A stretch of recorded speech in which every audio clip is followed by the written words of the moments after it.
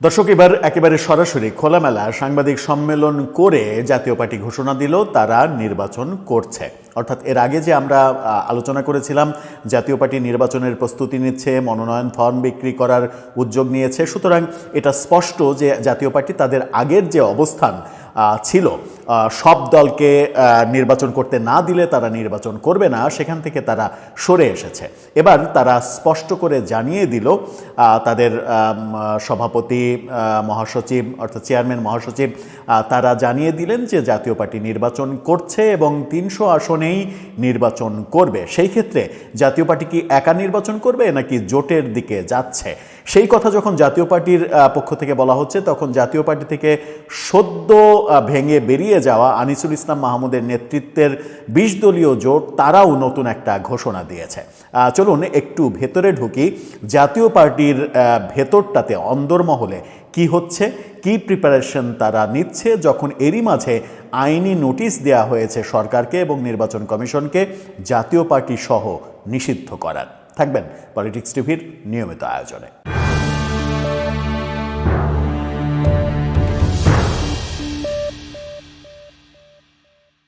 দর্শক, একদিন আগেই জাতীয় পার্টি, আওয়ামী লীগ, 14 দল সবাইকে নিষিদ্ধ করার জন্য নির্বাচন কমিশন এবং সরকারের আইন মন্ত্রণালয়কে আইনি নোটিশ দেয়া হয়েছে। এই আইনি নোটিশ আমরা দেখলাম গতকালকে যেটা নতুন করে হয়েছে সেটা হচ্ছে যে আরেকটি আইনি নোটিশ দেয়া হয়েছে নির্বাচন কমিশনকে।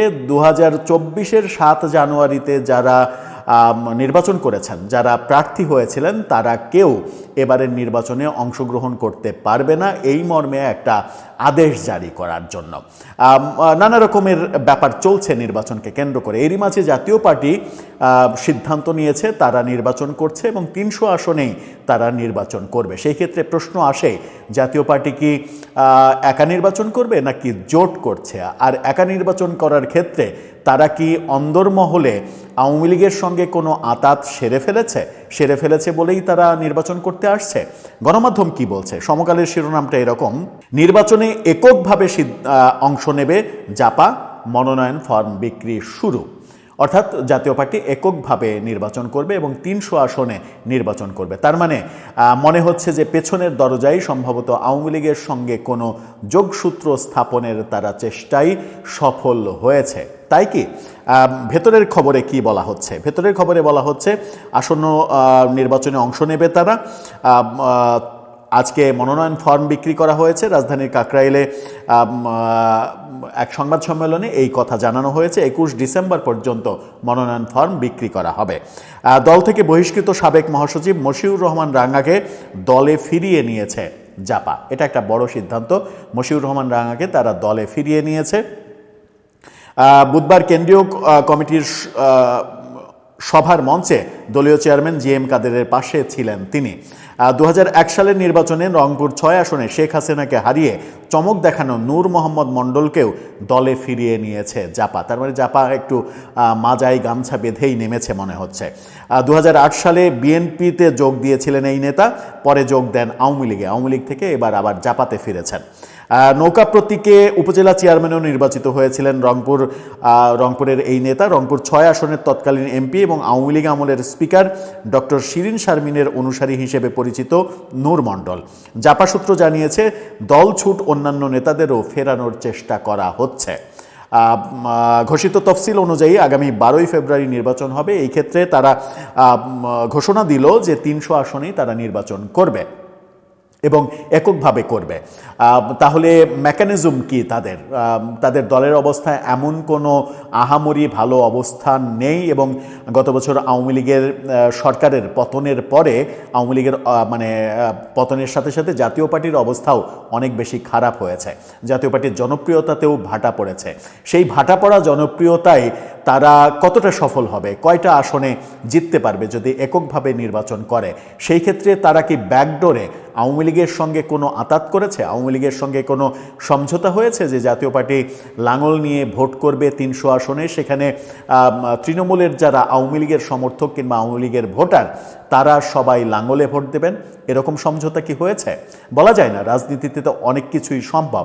আবার জাতীয় পার্টি থেকে সম্প্রতি বেরিয়ে যাওয়া আনিসুল ইসলাম মাহমুদ এবং রুহুল আমিন হাওলাদার তাদের নেতৃত্বে সাথে আরেক জাতীয় পার্টি ভাঙা জেপির আনোয়ার হোসেন মঞ্জু তাদের নেতৃত্বে যে ২০ দলীয় জোট সেই এনডিএফ তারা ঘোষণা দিয়েছে, গণমাধ্যমের এই শিরোনামটা দেখে নিন, তারা ঘোষণা দিয়েছে ত্রয়োদশ জাতীয় সংসদ নির্বাচনে ৩০০ আসনেই প্রার্থী দেবে এনডিএফ। অর্থাৎ তাদের ২০ দলীয় জোট থেকেও ৩০০ আসনে প্রার্থী দেওয়ার ঘোষণা দেয়া হয়েছে। তার মানে মূল জাতীয় পার্টির সঙ্গে জিএম কাদেরের জাতীয় পার্টির সঙ্গে এই জোটের সম্পর্ক তৈরি হচ্ছে না, তারা আলাদাই থাকছে, এরকমটাই আপাতত মনে হচ্ছে। যদিও রাজনীতিতে শেষ কথা বলে কিছু নেই, নির্বাচনের আগে আগে এই জোটের সঙ্গে মূল জাতীয় পার্টি একত্রিত হয়ে আনিসুল ইসলাম মাহমুদ এবং রুহুল আমিন হাওলাদার তারা আবার জাতীয় পার্টিতে ফিরে যেয়ে সেরকম একটা মেকানিজম হবে নাকি এরকমভাবেই থাকবে? আমার মনে হয় যে নির্বাচনের আগে জোটগত নির্বাচনের ক্ষেত্রে আরও অনেক চমক অপেক্ষা করছে আমাদের কাছে, আমাদের জন্য। সেই ক্ষেত্রে একটা বড় প্রশ্ন হচ্ছে যে এই ২০ দলীয় জোট এনডিএফ তারা আওয়ামী লীগের সমর্থন পেতে এক ধরনের মরিয়া হবে, জাতীয় পার্টি লাঙ্গল তারা আওয়ামী লীগের সমর্থন পেতে এক ধরনের মরিয়া হবে। যেহেতু আওয়ামী লীগ ভোট করতে পারছে না, সেহেতু তারা চেষ্টা করবে আওয়ামী লীগের ভোট পাওয়ার।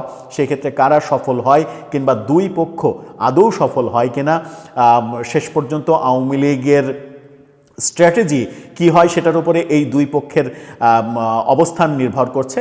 যদি আওয়ামী লীগের স্ট্র্যাটেজি এরকম হয় যে তারা ভোট বয়কট করবে, যেন ভোট কাস্টিং কম হয়, ভোট কাস্টিং কম দেখানোও তাদের এক ধরনের আন্তর্জাতিক পর্যায়ে সফলতা, সেই ব্যাপারে যদি তারা সিদ্ধান্ত নেয় তাহলে এই দুই জোটের ফলাফল খুব একটা ভালো কিছু হবে না বলেই মনে হয়। দর্শক, আপনার কাছে কি মনে হয়? জোটবদ্ধ নির্বাচনের ক্ষেত্রে কিংবা জাতীয় পার্টির নির্বাচনে কোনো চমক কি অপেক্ষা করছে, নাকি অ্যাজ ইউজুয়াল যেরকম চলে সেরকমটাই চলবে? আপনার মতামত জানিয়ে লিখতে পারেন আমাদের কমেন্ট বক্সে।